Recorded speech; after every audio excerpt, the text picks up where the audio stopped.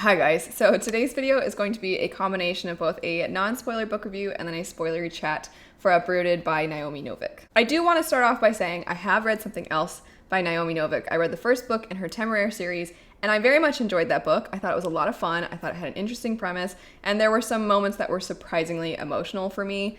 And Uprooted, I felt very differently about. I did not personally care for this book, but I do want to say that because if you read this book first and you've not read any other Naomi Novik, I don't want you to be discouraged from picking something else up by her, because Naomi Novik's writing in Uprooted was very different from her writing in Temeraire, so I think that if you don't like Uprooted, it's still worth giving her other things a shot. That said, I want to get into the premise for Uprooted because every time I've ever heard people talk about it, they give the premise that I would give when I was first starting it, but then the story definitely takes a turn, and what the story is about is very different from what I'd ever heard anyone really say. It's always marketed as there being this little village that is near this haunted wood, and it's referred to as the wood, not woods or forest. So the wood, and this is a place that is kind of evil and really creepy things can happen, and it's very much rooted, sort of pun intended, in folklore. The villagers are kept safe from the wood by this wizard who is known as the dragon, and the cost for the dragon to keep them safe is that every 10 years he is given one of the girls from the village that he desires. So he picks one of them, he takes them to his tower, nobody really knows what happens. 10 years later, the girls leave and they seem fine, doesn't seem like they hold any grudges against the dragon, they seem happy, and then they leave and they go to have a better life somewhere else in the world. Our main character thinks that her beautiful, perfect friend is going to be selected, but then all of a sudden, for some reason, the dragon picks her instead, and then she's whisked away off to his tower. And that is the part of the synopsis that I feel like I always focused on and heard, and I thought, oh, this is going to be very mysterious. But I would say the premise of the book is actually more rooted in them trying to defeat the evil wood. And for people that like folklore and people who like anything atmospheric, that is, I think, what makes this book an award-winning book, because it has won awards and there are lots of people who really love it. I would not consider myself a plot-driven reader. I would say I'm very character-driven, and it's a single person point of view story. The main character is determined, but I found her a little bit annoying. So that made it very difficult for me to feel really invested in the story, and any opportunity for me to feel for her and have sympathy for what she's going through kind of went out the window, because she continuously felt a certain way about events that I was really frustrated by. So if something bad would happen to her, or something bad would happen to somebody she cares about, and then the way that she sometimes would handle it, or the way she would rationalize it, I was like, no, stop, why are you thinking this? It was really difficult for me to get attached, because I really want to feel attached to a character. Even if it's not a character I love initially, I want to see myself eventually grow to care about them in some way, or to find them fascinating enough to want to keep following them, and I didn't with this main character. I do want to touch on something that I know gets discussed pretty often when people bring this book up, and that would be the romance, if you could even call it that. Even people who really enjoy the book often are like, yeah, that part was weird. I don't want to get into spoilers, obviously, in the non-spoiler part, but even though I didn't like how that particular element of the story played out, that's not really what made the book not to my taste.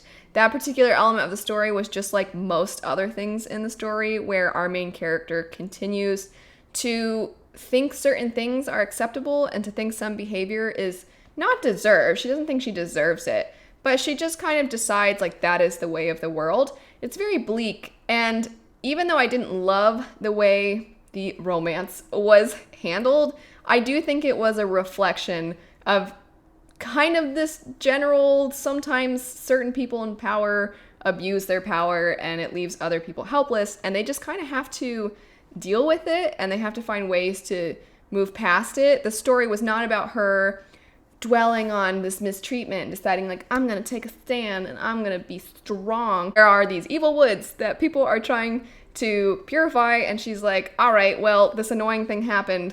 I'm gonna move on to this more important thing. So in some ways, it's like almost admirable, but in other ways, you're like, why do you feel any which way other than resentful towards certain people? I understood it, but as a reader, if you're looking for like a lovely romance that you can root for, you're not getting that in this book. I think if you are looking for a more traditional means of storytelling, that this book is not going to fit your fancy probably at all. Still give it a try if it sounds interesting to you, because you might end up really loving it.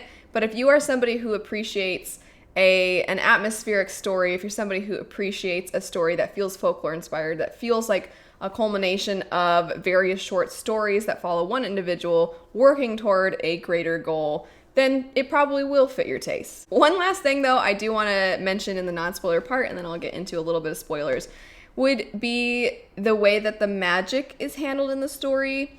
It is very much a soft magic system, so it's not like there are set rules and limitations that are made very clear to the reader. In fact, it's kind of the opposite. A lot of the book is about how some individuals feel there are set rules that you should follow, and our main character is discovering that magic doesn't really work that way for her, and whenever she's able to be her most powerful is when she branches out of the norm. And so that was kind of interesting, but also it was just so random sometimes that you just kind of have to accept it and go with it. It made the magic feel very magical, it made it feel limitless, but it also made the stakes decline, because it just felt like every time something was presented to us that was dangerous, then our character's like, well, let me just try doing things my way, and then things would just resolve and work, and everybody would be like, how did you do it? And it just felt sometimes like it was very easy for the character, but there were continuously things for her to have to overcome. So I don't think this was a story that was about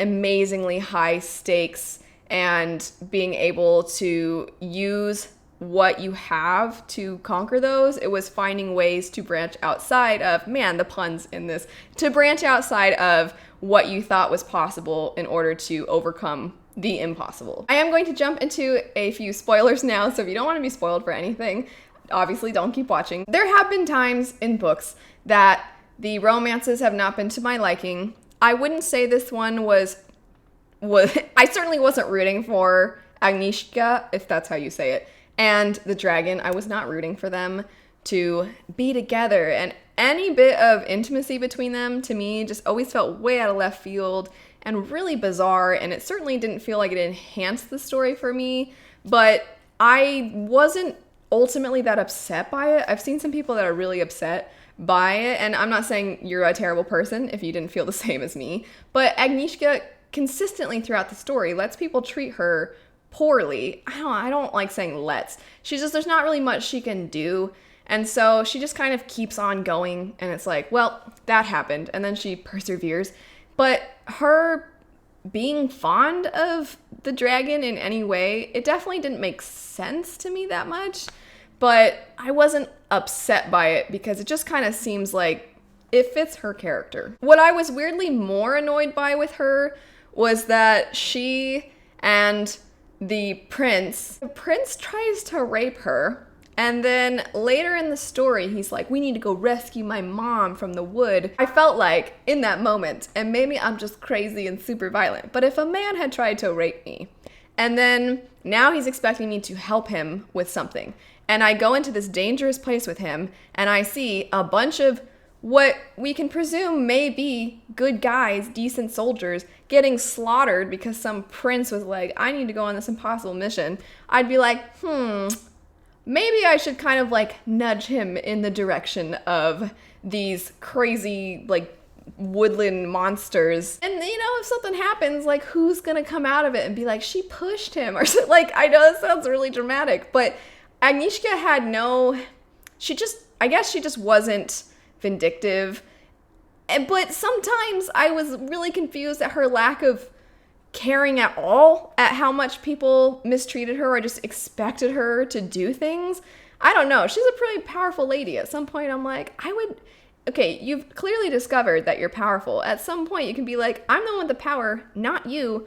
I'm gonna just dip. Why am I doing this? I get her wanting to purify the woods, but I guess with the prince, I'm just like, I don't know. That guy, I didn't I did not like that guy. I didn't feel for him in the slightest. There was one thing toward the end of the book that I felt was a little strange. So throughout the story, they're talking about how anybody who comes out of the woods, they're like, oh shoot, that person might be possessed. They might start making me feel this desire to start hurting myself, and then they're gonna go do that to my children, and it's really creepy and horrifying. And Kasia, her friend, she's able to rescue her friend, but now she's this interesting like tree person, sort of, kind of. And at the end of the book, it talks about how she ended up defeating all these people in this like competition thing or something, and now she's for lack of a better word, like the captain of the guard, essentially. And part of me is like, wouldn't there be some people that would be like, oh my gosh, I know supposedly she's been purified, but I don't really trust this lady. She's like a tree person. It just felt a little like tying up a bow at the end. It was a little too perfect. I'm not saying I would have preferred for this poor girl to live the rest of her life with everyone hating her, but it was just strange to me that she was not only accepted, but given a really high position after everybody was really fearful of the wood for a really long time. It just felt like it should have taken a little more time for people to not be really scared of this girl. If you've loved this book, please sing its praises in the comments section and let other people know why you love it, because I feel bad that I was not able to better articulate this book's strengths and talk about what makes this book something that a lot of people would love. But if you're somebody who also didn't care for it, I'd love to hear your thoughts as well, or read them, because it's the comments section. You're not literally talking to me. Thanks so much for watching though. I hope all of you have a great rest of your day, and I'll see you later. Bye.